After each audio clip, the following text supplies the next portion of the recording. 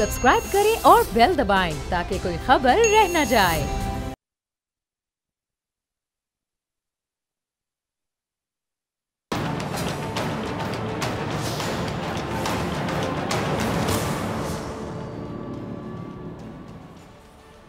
अस्सलाम वालेकुम नाज़रीन, आप देख रहे हैं प्रोग्राम ऐसे नहीं चलेगा पाकिस्तान के सबसे बड़े न्यूज़ चैनल पे और मैं हूं आपके साथ डॉक्टर फ़िज़ा अकबर ख़ान। नाज़रीन, बात करते हैं आजकल के जो सियासत में हम देख रहे हैं कि माहौल और गर्मा गर्मी हम देखते हैं। जिस टेम्परेचर वैसे तो ज़्यादा हो ही रहा है, यानी गर्मी हो रही है, हमने अपनी विंटर के वार्डरोब को चेंज करके समर की वार्डरोब पहनना शुरू कर दिया, लेकिन सियासी जो टेम्परेचर है वो मुझे लगता है कि गर्मी से भी ज़्यादा बढ़ता हुआ दिखाई दे रहा है। ताबड़तोड़ हमले हो रहे हैं एक दूसरे पर, तुंदो तेज़ नश्तर बरसाए जा रहे हैं, तनकीद के इधर से कोई वार करता है फिर उधर से जवाबी वार आता है। यानी ये समझ नहीं आती कि वार करने वाले का वार ज्यादा बड़ा था या फिर जवाबी जो वार आया वो ज्यादा बड़ा है। अल्फाज की बुछाड़ की जा रही है, बगैर सोचे बगैर समझे एक दूसरे को टाइटल्स दिए जा रहे, खिताबात से नवाजा जा रहा है, नेगेटिव किस्म की चीजें, और समझ नहीं आ रही कि क्या वाकई ये वो पार्लियामेंटेरियंस हैं जो हमारे वोट से इलेक्ट होकर असम्बलियों में जाके बैठे हैं। चाहे वफाकी सतह की बात कर लें, यानी नेशनल असम्बली के जो मेंबर्स हैं, MNAs हैं, हम उनकी बात करें या फिर सूबाई लेवल पर हम आ जाते हैं, जितने भी MPAs हैं। सिर्फ मैं किसी एक सूबे को टारगेट नहीं करूँगी, पंजाब के आप MPAs देख लें,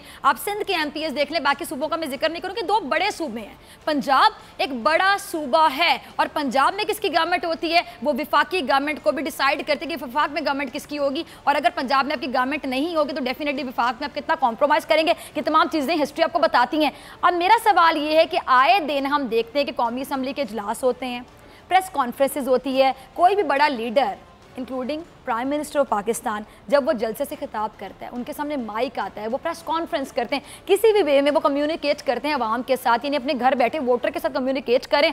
मैंने ये नोट किया है, बल्कि आप तमाम लोग मेरी बात से अग्री करेंगे, सेकंड करेंगे मेरी राय को, कि हमारे इशूज़ पर बात कम होती है, यानी आपके इशूज़ पर, मेरे इशूज़ पर बात कम होगी। मैं किसी एक पार्टी का नाम नहीं ले रही, किसी को मैं मुर्दे इल्ज़ाम यहाँ पे नहीं ठहराऊंगी, किसी के बारे में एग्जैक्टली बात नहीं करूँगी, तमाम लोगों की सिचुएशन आपके सामने रख देती हूँ, फिर डिसीजन आप लोगों का होगा कि मैं क्या गलत कह रही हूँ। आप देख लें कि आप नून लीग का दौर याद कर लें, आप पीपल्स पार्टी का दौर याद कर लें, और अब ये तब्दीली की जो लहर दौड़नी थी, उनका तो नारा ही तब्दीली था, तब्दीली तब्दीली तब्दीली कह के वोट लिया।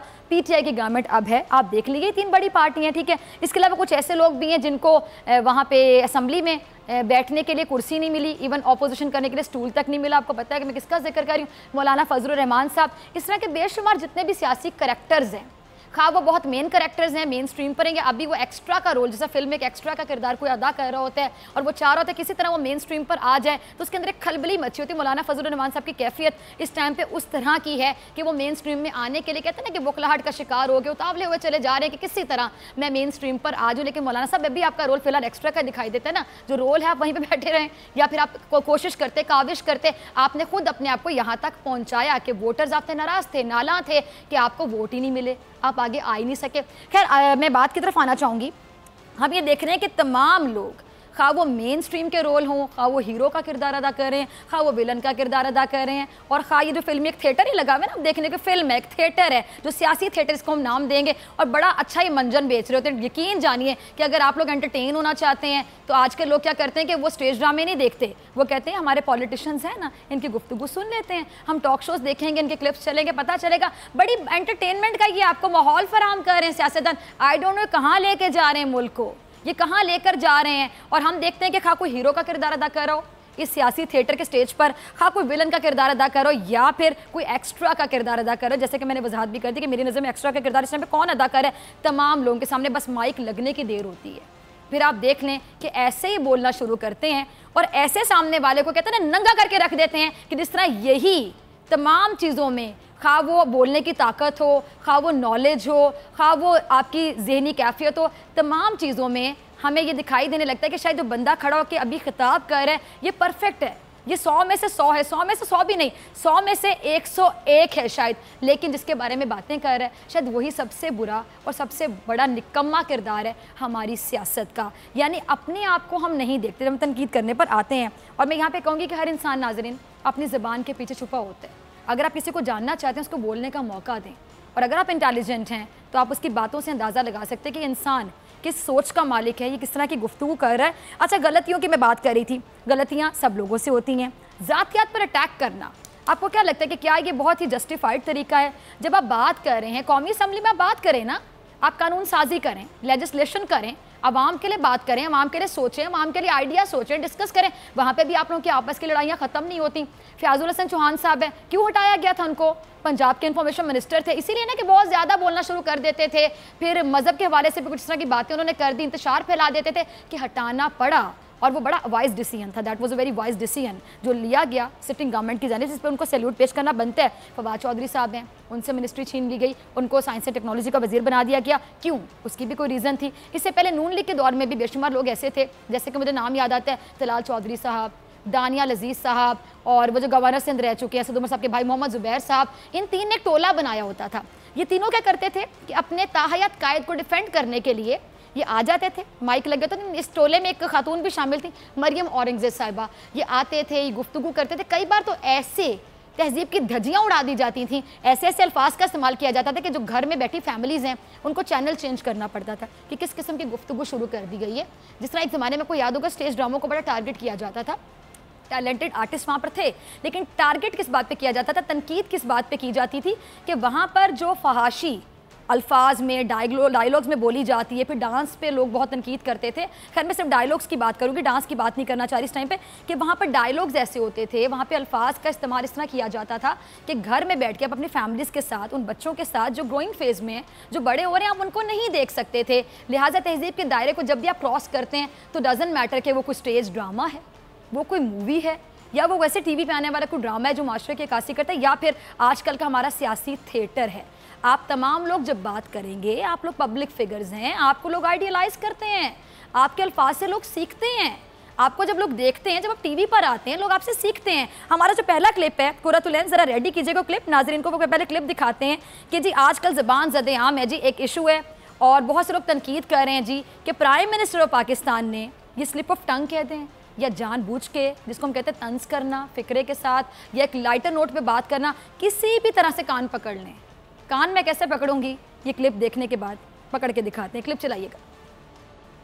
अच्छा जी, इमरान खान साहब, आपकी नीयत पे कोई शक नहीं, ये बातें सुन सुन के मेरे कान दुखने पर आ गए हैं, बल्कि मेरी ज़बान दुखने पर आ गई है। मैं भी बारहा अपने प्रोग्राम में, हफ्ते में 5 दिन हमें प्रोग्राम करते हैं और हम बारहा एक ही बात करते हैं। जब भी आपकी बात करना शुरू करते हैं हम कहते हैं खान साहब की नीयत बहुत अच्छी है, खान साहब बहुत लॉयल है मुल्क के साथ, बड़ी प्योर उनकी नेचर है, पर्सनालिटी है, बड़े ऑनेस्ट हैं, ईमानदार हैं, करप्ट नहीं हैं, चोर नहीं है, डाकू नहीं है, लुटेरे नहीं, कोई जाली अकाउंट्स के मामलात नहीं है, कोई पनामा के इशूज़ नहीं है, कोई अकामा के इशूज़ नहीं है। हम आपके बारे में जब भी बात करते हैं, टू कट शॉर्ट लुबे लुबाब ये कहना चाह रही हूँ कि हम कहते हैं कि हमारा प्राइम मिनिस्टर बड़ा ऑनेस्ट बंदा है, बड़ा खरा बंदा है, बड़ा सच्चा बंदा है, ऐसा बंदा है कि जिसकी ऑनेस्टी की तारीफ इसके दुश्मन भी करेंगे। लेकिन खान साहब क्या करें ऐसी ऑनेस्टी को कि आए दिन इस तरह की बातें सामने आ जाती हैं। पहले आपके मिनिस्टर्स, आपके वज़रा, आपके मुशीर, आपके इर्द गिर्द जो मंडलाने वाले लोग हैं, सॉरी टू से अगर आपको बुरा लगे, वो क्या कम थे, क्या वो नाकाफ़ी थे कि रईस कसर आपने भी पूरी करनी शुरू कर दी। अब आपने 2 बातें की, अब मैं बताती हूँ बातों का बैकग्राउंड क्या नाजरीन। एक बात आपने वसीयत वाली की, ठीक है, बड़ी जस्टिफाइड बात है, आपने बड़ी अच्छी बैलेंस्ड बात की कि आपकी 22 साल की स्ट्रगल है।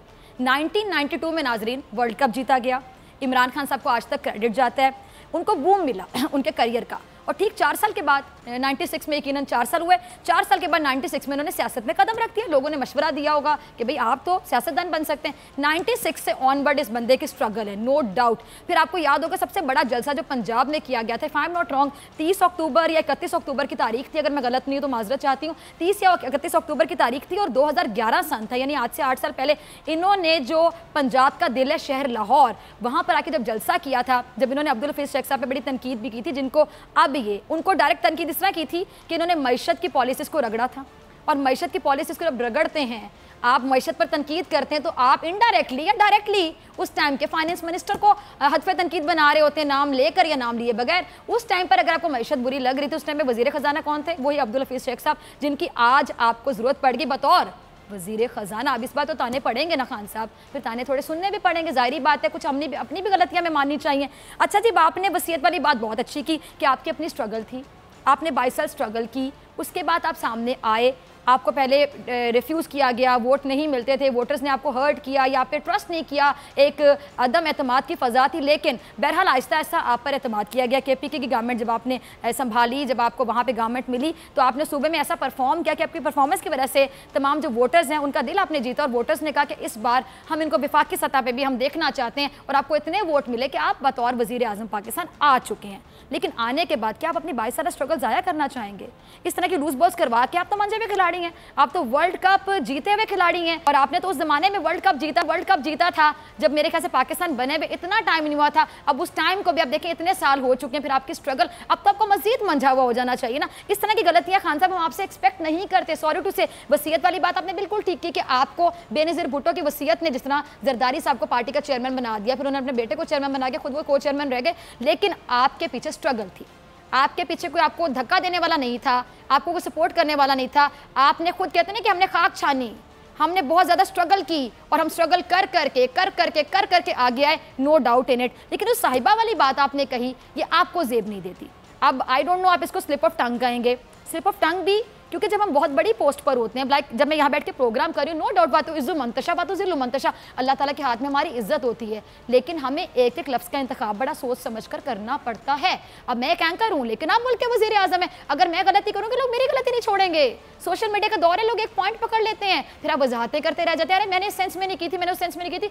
आप मुल्क के प्राइम मिनिस्टर हैं, you prime minister of Pakistan, एक बड़ा ओहदा होता है according to constitution of Pakistan, और आप वज़ीर आज़म होके आप किसी को तंजिया जुमला कसें, ये भी सूटेबल नहीं है। आपके तरफ से स्लिप ऑफ टंग कहते हैं मिस्टेकनली हो गया, ये भी सूटेबल नहीं है। मतलब आपको तो एक लफ्ज़ सोच समझ कर बोलना चाहिए।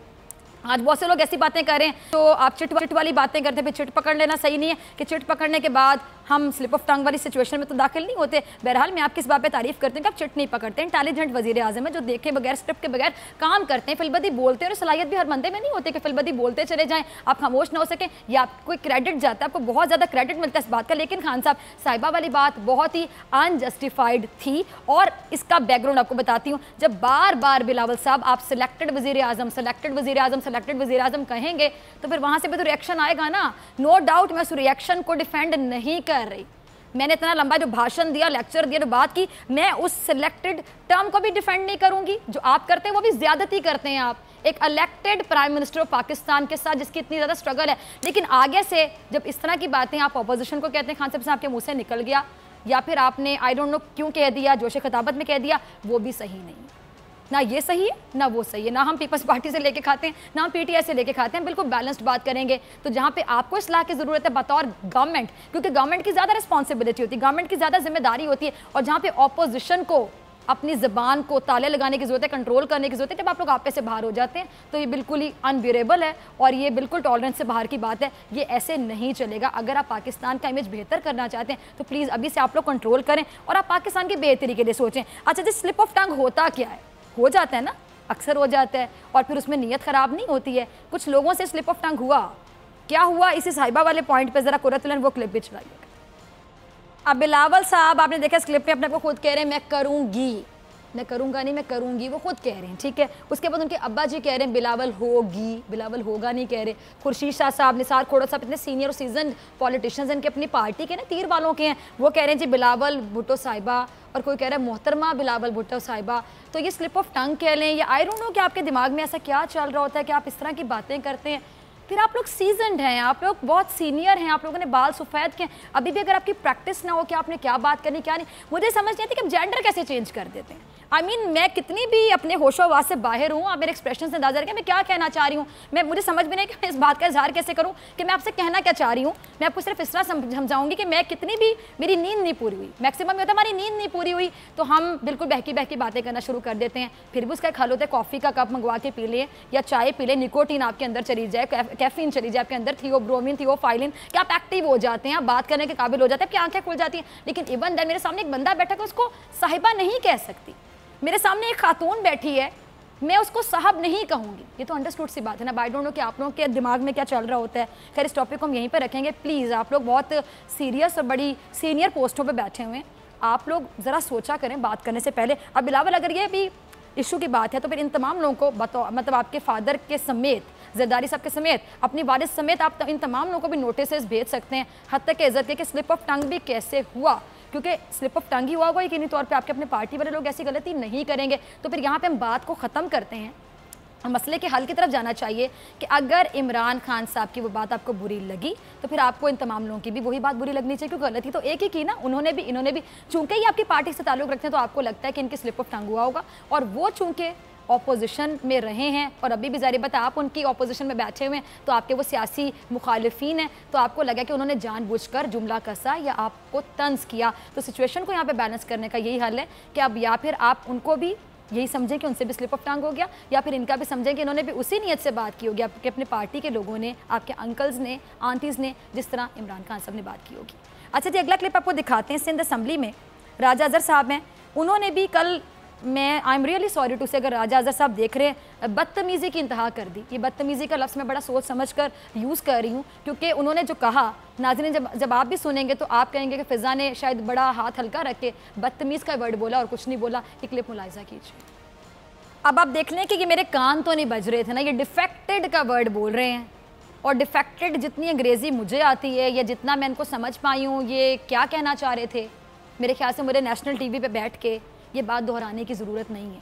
और अब मेरे ख्याल से आप लोग कहेंगे कि बिल्कुल जस्टिफाइड था कि मैंने ये लिंक देने से पहले कि क्लिप मुलाहिज़ा कीजिए, मैंने इन साहब के लिए जिस लफ्ज़ का इंतखाब किया बड़ा हाथ हल्का रख के, वो बिल्कुल जस्टिफाइड था। मतलब आप मुझे पता है राजा अजहर साहब, आप होते कौन है, फिर आज आपने जो किया वो भी हम दिखाएंगे कि आप लोग एक आज सिंध असम्बली में एक साहब हेलमेट पहन के चले गए थे, वो उसका भी बैकग्राउंड आपको थोड़ा सा बता देती हूँ नाज़रीन। हुआ ये था कि कल जब आप डिफेक्टेड कहेंगे एक पार्टी के चेयरमैन को, गौर से सुनिएगा ज़रा, सिंध में आप बैठे हैं, सिंध असम्बली है, आप लोग नए नए आए हैं, भाई सिंध में बुराजमान है वो लोग, ये मैं नेगेटिव वे में बात कर रही हूँ। सिंध में तो पुलिस उससे पूछे बगैर नहीं चलते, सिंध में आपको कहीं से कुछ मशरूबात मिल जाते हैं, किसी को नहीं, किसी आम बंदे को नहीं, उस टाइम के चीफ जस्टिस को, तो वहां पर लोग उन मशरूबात को जैतून और शहद डिक्लेयर कर देते हैं, और लेबॉर्ट्री वाले की जरूरत नहीं होती कि लेबॉर्ट्री वाला बताए कि जैतून और शहद नहीं, ये कुछ और है, और साकिब निसार साहब जो आपको नजर आ रहे थे वो है। लेकिन चूंकि सिंध में ये लोग बाकायदा बुराजमान हैं और इनका हुक्म चलता है, तो वहाँ पे लेबॉर्ट्री वाले को कह दिया गया कि ये शर्जील में साहब के पास जैतून और शहद था, इसके अलावा हरगिज कुछ नहीं था, ये पानी भी नहीं था, कुछ और तो आप सोच रहे हैं ना, पानी भी नहीं था। तो लेबॉर्ट्री वाले बेचारे की क्या जरूरत उस सिंध असम्बली में खड़े होकर, जब आप इस तरह की बातें करेंगे। अब यहाँ मैं आपको भी थोड़ा सा समझाना चाहूँगी, आपको राजा साहब इतनी समझ होनी चाहिए कि आप एक सिंध असम्बली में खड़े हुए हैं, आप असम्बली में खड़े होके, सिर्फ सिंध में ना भी हूँ, आप KPK में भी खड़े हूँ, जहाँ आप लोग काफ़ी अपनी जगह बना चुके हैं पिछले टेन्योर में भी। अब भी मुझे बता दें कि आप अभी पंजाब असम्बली में आप आ जाएं, आप कहीं भी चले जाएं, आप नेशनल असम्बली में आ जाएं, PTI की गवर्नमेंट है, आप इस तरह की बात एक पार्टी के चेयरमैन के लिए बोल रहे हैं डिफेक्टेड, तो डेफिनेटली रिएक्शन तो आएगा ना। आप लोग तो वो लोग हैं कि आप कहते हैं कि ईंट मारें, आगे से कोई पत्थर ना मारे, हम किसी का सर फाड़ दें और अगला बंदा हमारा मुंह चूमता रह जाए, दिस इज इम्पॉसिबल, ये ह्यूमन साइकी नहीं है। आप किसी को चुटकी काटेंगे तो अगला बंदा तो भाग के आपको चपेट मारने पर आएगा ना, आपका कॉलर पकड़ेगा, गिरेबान पकड़ेगा, आपसे बात करेगा। आप बड़े सिंपली बता दें कि आपने अभी क्या किया था नाज़रीन, इन्होंने क्या किया जी कि अब ये डिफेक्टेड बोल रहे हैं। अब जाहिर बात है जिनके चेयरमैन को आप डिफेक्टेड बोलेंगे उनके अंदर भी जो मतलब जोश आएगा, उनको भी गुस्सा आएगा, उनका ब्लड प्रेशर भी शूट कर सकता है, क्योंकि आप उनको तपा रहे हैं ना, आप उनको पंप कर रहे हैं। पंजाबी से कहते हो उसे चुंडी कट्टन दे तो तुसी कहते हो कोई रिएक्शन ही ना आवे, ऐसे नहीं हो सकता ना राजा साहब। अब आपने चुटकी काटी, आपने आग लगाई, अब बर्दाश्त करें ना जो आपके ऊपर धुआं आएगा, फ्लेम्स आएंगे। आपने आग लगाई, आपने डिफेक्टेड बोला, तो उन्होंने क्या किया, उन्होंने भी आउट ऑफ कंट्रोल होकर माइक के जो हेडफोन पहना होता है उठा के आपको मार दिया। अब आज आपके साथ इजहार यकजहती करने के लिए आपका एक दोस्त, आपका एक वहाँ का साथी हेलमेट पहन के पहुँच गया कि भाई यहाँ तो माइक और ये जो हेडफोन्स हैं ये मारे जाते हैं। आपने इजहार यकजहती कर लिया अपने साथी के साथ, लेकिन आपने अपने साथी की ज़बान के बयान दिया, क्या उनको अकेले में बैठ के समझाया कि भाई तुमने भी तो डिफेक्टेड नहीं ना कहना था, अब तुम इतना बड़ा वर्ड बोलोगे जिसका मीनिंग मतलब बहुत बुरा बनता है कि मैं यहाँ बैठ के दोहराना नहीं चाहती। आप किसी को डिफेक्टेड बोलेंगे तो अगला बंदा कि आपको गले से लगा के आपको चूमना शुरू कर देगा, क्या करेगा वो, आपको हक करेगा, आपको चूमेगा, क्या करेगा वो डेफिनेटली आपको उठा के कुछ चीज मारेगा। उनका रिएक्शन भी यहाँ पे जायज था, नो डाउट कि गलत था, लेकिन आपने उनको मौका दिया, आपका एक्शन था, फिर आगे से वो डबल ट्रिपल होकर रिएक्शन की फॉर्म में सामने आता है। अच्छा जी, अब अगला हम आपको क्लिप दिखाते हैं। सईद गनी साहब किसी तारीफ के मोहताज नहीं है जी, वो क्या कह रहे हैं, उन्होंने भी कोई तनकीद की बात की और बड़ा वो भाषण आजकल देते हैं और काफ़ी अच्छा लेक्चर देते हैं, लेकिन वही बात उन्हीं लोगों में शामिल है जो लेक्चर देते हुए अपने गिरेबान में झांक कर नहीं देखते हैं। उनका क्लिप भी ज़रा चलाइएगा कुरतुल। सईद गनी साहब, बातें तो आपने बड़ी अच्छी की, लेकिन आपने वही एक जो एक टिपिकल हमारी, मैं अपने आप को इसमें शामिल करूंगी, शायद हम लोगों की फितरत में बात शामिल हो चुकी है, हमारा एटीट्यूड ऐसा हो चुका है, हम इतने सेल्फिश, इतने मीन, इतने खुदगर्ज हो गए हैं कि हम अपने आप को कहीं और रख के देखते हैं और सामने वाले को हम अपने शूज़ में लाके नहीं देखते कि हम सामने वाले के शूज़ में जाके खुद को नहीं देखते हैं। हमारे डबल स्टैंडर्ड्स है किसी को डील करने के लिए और अपने आप को जस्टिफाई करने के लिए। फॉर एग्जांपल, आपने कहा कि जी हम तनकीद बर्दाश्त नहीं करेंगे, लीडरशिप पे तनकीद होगी, इस तरह की बातें हम बर्दाश्त नहीं करेंगे, तो भाई सामने वाला क्यों बर्दाश्त करेगा? उनका भी तो लीडर है ना। आप लोग इस तरह की बातें कर देते हैं। जातियात का वर्ड तो आपके मुंह से अच्छा नहीं रहा, जातियात की बात आप इस तरह करें सर, आप कभी किसी की जातियात पे नहीं उतरे होंगे। बात किसी को जब समझाए ना कोई, तो खुद उस टॉपिक पे आप खुद अपने आप में क्लीन एंड क्लियर हो, आप लोग खुद ज़्यादा जस्टिफाइड हो, तब भी आप किसी को समझा सकते हैं। आप किसी को मशवरे दे रहे हैं दाढ़ी रख लो और खुद आपकी दाढ़ी ना हो तो सूट तो नहीं ना करेगा। दाढ़ी वाला ही किसी को कह सकता है कि दाढ़ी रख लो, बुर्का पहनने वाला ही किसी को कह सकता है कि बुर्का पहन लो। अब मैंने बुर्का नहीं पहना और मैं किसी को भाषण देना शुरू करती कि बुर्का पहनो, बुर्का पहनो, अपना मजाक उड़वाऊंगी, अपना मजाक उड़वाने के मुतरादिफ होगा। आप लोग ये हरकतें करते हैं। मैं आपको एग्जांपल दे रही थी, यादें तनकीद की आप बात करते हैं, आप कहते हैं जातियात पे नहीं उतरना चाहिए। बहुत अच्छी बात की आपने, काश आप इसमें अमल भी करते तो मैं और खुश होती कि सईद गनी साहब जो करते हैं वो बताते हैं, जो बताया वो अपनी ज़िंदगी पे पहले इंप्लीमेंट करते हैं, फिर दूसरों को बताते हैं कि भाई मैं ऐसे करता हूँ आप भी ऐसे करें। सिर्फ इतना कहूँगी सईद गनी साहब, ये ट्रेंड किसने इंट्रोड्यूस करवाया? सबसे ज़्यादा जातियात पे तनकीद किसने बर्दाश्त की? बेनज़ीर भुट्टो शहीद साहिबा ने, उन्होंने तनकीद बर्दाश्त की, बड़ी ग्रेट खातून थी वो। और आप ये देखें कि उसके बाद, उनके बाद सबसे ज़्यादा तनकीद किस पर होती है, किसकी ज़ातियात पर होती है? इमरान खान साहब की ज़ातियात पर होती है। इमरान खान साहब की पार्टी तो अब नई आई है ना। जब 1988 में बेनज़ीर भुट्टो साहिबा सबसे पहले आई थी बतौर first lady prime minister Pakistan, अपने वालिद की फांसी के ठीक 9 साल के बाद, क्योंकि 1979 में भुट्टो साहब को फांसी लगी थी, फिर स्ट्रगल थी उनकी डेफिनेटली, और 1988 में बतौर first lady prime minister Pakistan वो आती हैं। उस टाइम पर फिर 90 में नवाज शरीफ साहब उनको रिप्लेस करते हैं, 93 में दोबारा वो आती है, 97 में नवाज शरीफ साहब दोबारा रिप्लेस करते हैं। तब तो पीटीआई का कोई वजूद ही नहीं था, तब इमरान खान साहब क्रिकेट खेलते थे, तब उनको तनकीद का निशाना कौन बनाता था? तब इतनी ज़्यादा उनके बारे में जो तशहीर हुई थी, आपको याद होगा, इतनी नाजेबा किस्म की चीज़ें वो किसने फैलाई थी? तब कौन सी पार्टी थी, याद करें आप। और अभी इमरान खान साहब जो हैं, अब उन पर तनकीद कौन सी पार्टी करती है? तो फिर उनको आप मुर्दे इल्ज़ाम ठहराएं, बात की जड़ तक जाएं कि कौन है जो ज़ातियात पर उतरने का ट्रेंड सेटर है हमारे मुल्क में। ज़ातियात पर उतरने का ट्रेंड सेटर आखिर है कौन? और उसको समझाना होगा कि भाई साहब ऐसे नहीं चलेगा। आप लोग सिर्फ पर्सनल ग्रजेस का निशाना बनाते हैं एक दूसरे को, चूंकि कोई आ गया और आप लोगों को पीछे छोड़ के एक नया बंदा आ गया, आपको बात हजम नहीं हो रही। जहाँ पे जितना बनता है करें, क्लास करें एक दूसरे की, समझाएं। आप अटैक भी कर सकते हैं बातों से, लेकिन एक तमीज़ के दायरे में रहते हुए, वरना जिस तरह आप लोग शुरू हुए हैं कि दुश्मन है तो दुश्मन की हर चीज़ ही बुरी। Be honest, try to be honest. मेरा कोई दुश्मन भी होगा तो मैं उसकी सलाहियतों को भी जानूंगी। मेरा कोई दुश्मन होगा तो ये नहीं होगा मेरे दुश्मन का रंग गोरा तो मैं कहूँगी चूंकि तुम मेरे दुश्मन हो तो तुमसे ज़्यादा स्याह और काला रंग तो मैंने देखा ही नहीं। चूंकि तुम मेरे दुश्मन हो तो तुम टॉप भी करते रहे यूनिवर्सिटी में, लेकिन तुम तो फेल ही होते थे। No, you should be honest. आप ऑनेस्ट बने, दुश्मन की भी जहाँ तारीफ बनती है करें, बल्कि उसकी तारीफ करने के बाद उससे सीखें कि मेरा दुश्मन है लेकिन मैंने इससे ये सीखा। अपनी राय में जब आप ऑनेस्टी लेकर आएंगे ना, तब आप सही मायनों में खरे सियासतदान और खरे इंसान कहलवाएंगे। फिर देखिएगा, फिर आपको इतनी तनकीद का भी निशाना नहीं बनना पड़ेगा, क्योंकि इंसान के जो अमाल होते हैं उनका दारोमदार नीयतों पर होता है। अपनी नीयतें साफ करें, सब कुछ ठीक हो जाएगा। यहीं पे बैठ के मैं आपकी तारीफ करूंगी, वरना अगर आप लोग ऐसे करते रहेंगे तो ऐसे तो सईद गनी साहब या जितने भी लोगों को मैंने बात की, ऐसे बिल्कुल नहीं चलेगा। मिलते हैं ब्रेक के बाद।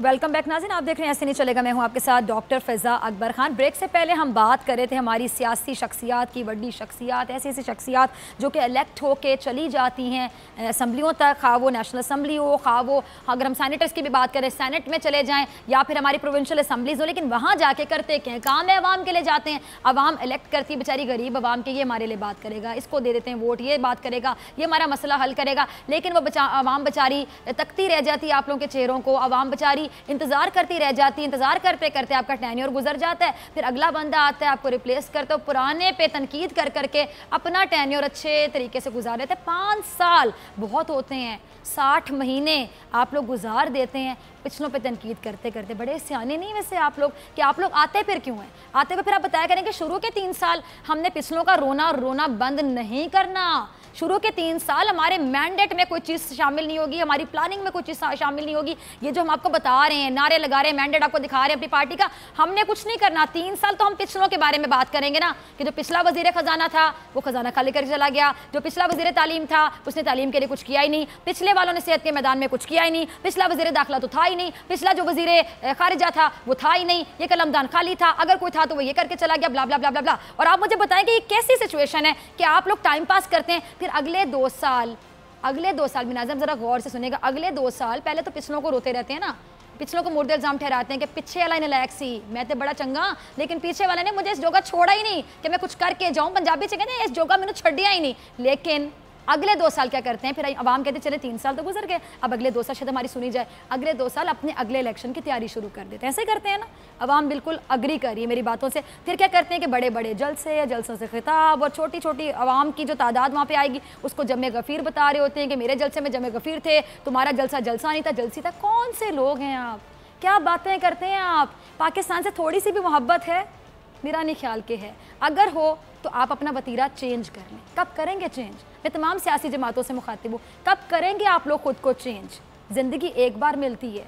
अभी तो वही बात होगी कि ये ज़िंदगी मिली और हम रोज़े मैशर कह देंगे कि हमें तो ज़िंदगी गुजारने का तजुर्बा ही नहीं था, तो अल्लाह मियां मुझे दोबारा पैदा करें ताकि दोबारा पैदा होने के बाद मैं तजर्बा लेकर आए, 2-3 दफ़ा पैदा होकर मैं फिर सही तरह से परफॉर्म करूँगा। नहीं, आपको ज़िंदगी एक बार मिली है, आपने खुद ही बड़े होना है, खुद ही ग्रूम करना है, खुद ही समझना है, अपने तजर्बात से, अपनी गलतियों से, अपनी ठोकरों से आपने अपनी इस्लाह करनी है और बेहतर से बेहतरीन साबित होना है मौत से पहले, ताकि आगे जाके आपको अल्लाह ताला को मुंह दिखा सकें, आप रोज़े मैशर कोई अच्छी चीज़ अपनी अमाल लेके जा सकें। इसी तरह आपकी सियासत है। सियासत को तो इबादत का नाम दिया हुआ ना देने वालों ने, तो इबादत को जब आप इबादत समझ के नहीं करेंगे, जब आप टाइम पास समझ के करेंगे, जाली अकाउंट्स भरने के लिए करेंगे, बाहर जायदादें खरीदने के लिए करेंगे, तो सॉरी टू से फिर अल्लाह ताला भी आपका साथ कैसे देंगे? फिर लोगों के मुंह से आपकी तारीफ कैसे निकलेगी? बात तो इज्जु मंतशा, याद रखिएगा।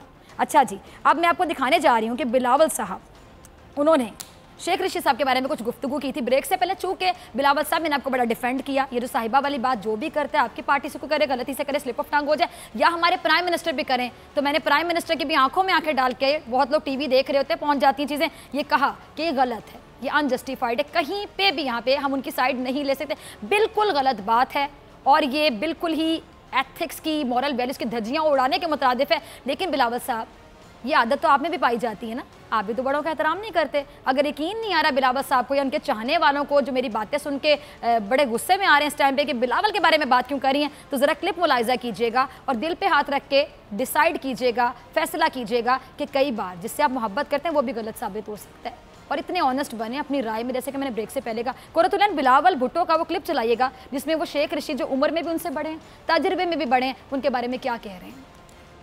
अब आप बताएं कि आप एक बंदे को पिंडी का शैतान कह रहे हैं। शैतान कौन होता है?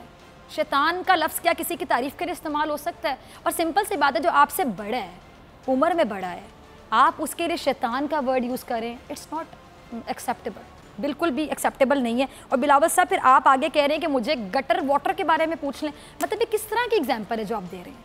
आप एक शख्सियत जो आपसे उम्र में बड़ी हैं, तजुर्बे में बड़ी हैं, आप लोगों के सियासी इख्तलाफात अपनी जगह, आप लोग तनकीद भी करें एक दूसरे पर, क्योंकि सियासत में जब आप आ गए, आप एक पार्टी के चेयरमैन हैं, आप अपनी उम्र से नहीं पहचाने जाते कि आप उम्र में छोटे हैं, इस वक्त आप किसी को भी जवाब नहीं दे सकेंगे। मैं आपको ये नहीं कहूँगी कि चूँकि आप उम्र में छोटे हैं तो आप किसी को भी जवाब नहीं दे सकते, आप जवाब दें, लेकिन आप अपने दलाइल से जवाब दें, आर्गूमेंट से जवाब दें, ऐसे ठोस आर्गूमेंट से जवाब दें कि सामने वाला कहे कि मेरी तो बोलती बंद होगी। ऐसे आर्गूमेंट्स होने चाहिए ना। लेकिन ये कैसे आर्गूमेंट हैं कि आप कह रहे हैं कि पिंडी का शैतान, आप कह रहे हैं गटर वाटर की बात कर लें, उस बंदे की मुझसे बात ना करें। यानी आपने जीते जागते शख्स को जो कलमा पढ़ता है, मुसलमान है, वो यहाँ पे मिनिस्टर है, इतना सीरियस और इतना सीनियर किस्म का पॉलिटिशियन है, आपने उनको गटर वाटर से मिला दिया। I am speechless. एक अगला क्लिप है, उसके बाद कहते हैं ना कि एक बड़ी अच्छी कहावत है, सोने पे सुहागा, ये पॉजिटिव वे में यूज़ होती है कि आपने तो किया और आपके बिहाफ पे जो माफ़ी मांग रहा है, जो आपकी गलती का एहसास लोगों तक पहुंचा रहा है, वो क्या गलती कर रहा है? शायद उस बंदे को उस गलती का एहसास गलती करने के बाद भी नहीं हुआ होगा। सईद गनी साहब का क्लिप चलाइएगा कुरतुलैन। नहीं साहब, वैसे इस क्लिप के बाद मैं आपको साहब नहीं कह रही, मैं साहब का जो लफ्ज़ है ना मैं आपकी इजाज़त से वापस ले रही हूँ। तो मिस्टर सईद गनी आप ये कह रहे हैं कि उन्होंने गलती की। अच्छा नाज़रीन, आप सुनिएगा, ज़रा गौर से सुनिएगा, बड़ा आप इंजॉय करेंगे। आपको एग्जांपल दूंगी समझाने के लिए, शायद इनको भी समझ आ रहा है, इनको वैसे समझ आती कोई नहीं है, लेकिन हम कोशिश करते रहेंगे, हम अपना काम जारी रखेंगे, हम इनको समझाते रहेंगे और बताते रहेंगे कि भाई साहब ऐसे नहीं चलेगा, खुद को सुने तो शायद थोड़ा बहुत चलता रहेगा। अच्छा मुझे बताएं कि आप किसी को, अब ये आए थे कि बिलावल भुट्टो साहब गलती पर शर्मिंदा हैं, ये बताने आए थे ना, ये वजाहत करने आए थे कि उनको एहसास हुआ, जिसको हम निदामत कहते हैं, शर्मिंदगी कहते हैं, कुछ भी कह लें, और ये आते हैं उनके एम्बैरेसमेंट बताने के लिए। लेकिन साथ ही भाई साहब कह जाते हैं कि जी उन्होंने जो कहा वैसे कहा तो सही था। यानी किस तरह की माफ़ी है, ये किस तरह की शर्मिंदगी है, किस तरह की निदामत है कि आप अपनी गलती भी मान रहे हैं और सामने वाले को आप कस के दो चपेड़े भी मार रहे हैं। साढ़े पंजाबी से कहते हैं कि किसी को गाला कर दो, चंडा मार दो, तो बाद से कहो कि सॉरी भाई गलती से हो गया, और फिर सॉरी करने के बाद फॉर एग्जांपल मैं आपके साथ बदतमीजी करती हूँ किसी के साथ, मैं उसको गालियाँ भी निकाल देती हूँ, उसको 2-4 थप्पड़ भी मार देते, पंजाबी में कहते हैं 2-4 चंडा भी करा दें दियाँ, उसके बाद बद इखलाकी का मुजाहिरा करूँ, मैं उसकी किरदार कुशी करूँ, उसको कहूँ कि तुम्हारी तो शक्ल भी नहीं अच्छी, तुम्हारी तो अकल भी नहीं अच्छी, तुम तो जाहिल हो, तुम तो नालायक हो, तुम तो ये हो, तुम तो वो हो, और एंड में उसको कहूँ सॉरी भाई मुझे माफ़ कर दो। वो बेचारा बड़ा दिल करके, बड़ा ज़र्फ करके मुझे गले से लगाने लगे, कह रहे चले माफ़ी मांग ली बड़ा दिल करके। साथ ही मैं कह दूँ वैसे एक बात है, जो मैं तुम्हें कल सब कुछ कह के गई थी ना, कहा तो मैंने सही था, तुम तो हो ही ऐसे, तुम तो हो ही बद किरदार, तुम तो हो ही बद इखलाक, तुम तो हो ही नालायक, तुम तो हो ही जाहिल, तुम तो हो ही बद शक्ल, तुम तो हो ही बद अकल। फिर बताइएगा उस माफ़ी में आई एम लिटरली स्पीचलेस। आप लोग समझ सकते हैं कि ऐसे लोग को सॉरी भी करते हैं, फिर साथ ही आप उस बंदे को कह रहे हैं कि कहा तो बिल्कुल ठीक था। डिटाई की जो पीक जोन होती होगी ना नाज़रीन, पीक जोन जिससे ऊपर की कोई जोन नहीं होती होगी, वहाँ पे फॉल करते हैं सईद गनी। फिर मैं साहब नहीं कह रही, सईद गनी साहब, सईद गनी। अगला क्लिप ज़रा मुलाहिजा कीजिएगा। अरे खुर्शीद शाह साहब कहते हैं ना सियासत में बाल सफ़ेद हो गए, आपके तो ज़्यादातर झड़ गए। ये मैं आपको तंज नहीं कर रही, यानी सफ़ेद हो गए, झड़ गए, तजर्बा है ना, उम्र है, तजर्बा है, फिर भी आप ऐसी बातें करें तो मैं क्या लफ्ज़ यूज़ करूँ? आप बड़े हैं मुझसे, मैं आपके लिए क्या बोलूँ? आप मेरे एक्सप्रेशन देख सकते हैं नाज़रीन कि मैं क्या कुछ कहना चाह रही हूँ, मैं तासुरात को छुपा रही हूँ। खुर्शीद शाह साहब आप इस तरह की बातें कर रहे हैं, और आप जैसे बहुत से जो सीजन पॉलिटिशियंस हैं, मैं अक्सर कहती हूँ कि पीपल्स पार्टी के पास जितने सीजन पॉलिटिशियंस हैं शायद किसी पार्टी के पास नहीं होंगे। उनमें से बहुत से लोग ऐसे थे, भुट्टो साहब की अपनी सिलेक्शन थे, बेनज़ीर भुट्टो साहिबा की अपनी सिलेक्शन थे, और मैं आपको अंदर की बात बता रही हूँ। कुछ लोग ऐसे हैं जो शायद जरदारी साहब को ये नहीं कहूँगी कि नापसंद करते हैं, बहुत से लोग ऐसे जो पसंद भी नहीं करते। अब बात की गहराई में आप जाइएगा, जो बेनज़ीर भुट्टो साहबा के बड़े करीबी लोग थे या भुट्टो साहब के गुड बुक्स में थे, उनमें से बेशुमार लोग ऐसे हैं जो जरदारी साहब की पॉलिसीज से बाकायदा इख्तलाफ करते हैं, लेकिन इनका ज़र्फ है कि आकर अपनी पार्टी के को चेयरमैन को, या मतलब मैं तो उनको चेयरमैन ही कहती हूँ कि बिलावल साहब तो नाम के चेयरमैन है, पीछे से पूरा स्क्रिप्ट तो अब्बा जी लिख कर देते हैं, पूरे आइडियाज़ तो अब्बा जी के होते हैं, जो ज़बान वो बोलते हैं वो अब्बा जी की ज़बान होती है, तहरीर होती है।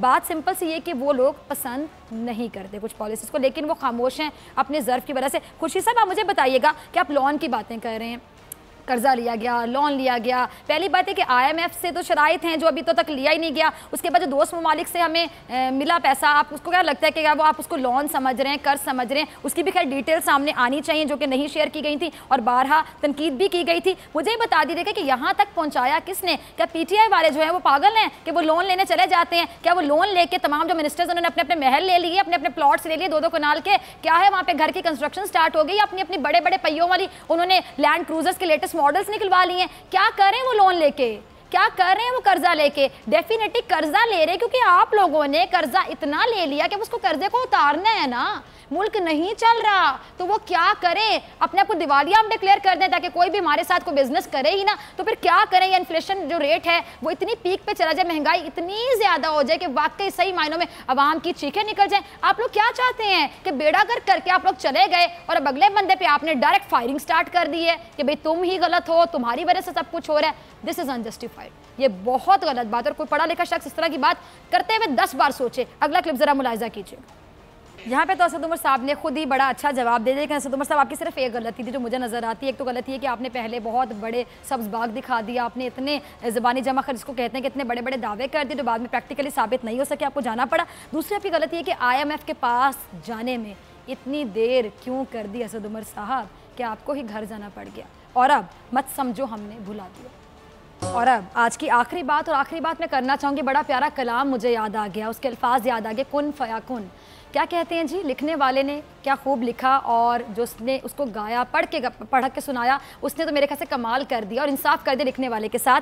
क्या कहते हैं जी कि मन के मेरे ये भरम, मन के मेरे ये भरम, कच्चे मेरे ये करम, लेके चले हैं कहाँ मैं तो जानू ही ना। कई बार हमें अपने गिरेबान में झांक के देखना चाहिए। दूसरे पर जब हम तनकीद करते हैं, हमें कई बार देखना चाहिए कि कहीं हमारे ही अपने कच्चे कर्म तो नहीं जो हमें यहाँ तक लेकर आ गए। इसी के साथ मुझे दीजिए इजाज़त, आपसे मुलाकात होगी कल इंशाअल्लाह, अगर ज़िंदगी ने वफ़ा की। दुआ में याद रखेगा और अपना ढेर सारा ख्याल रखेगा। अल्लाह ने के बाद